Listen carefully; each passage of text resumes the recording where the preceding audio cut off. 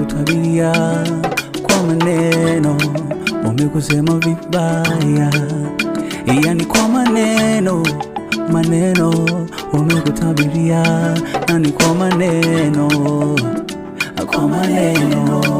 Mungu wa majira na nyakati zake, apangalo yeye hakuna wa kupangua, na hilo asemalo halitokuwa. Bwana hajasema, akisema atatimiza. Usilie, usikate tamaa,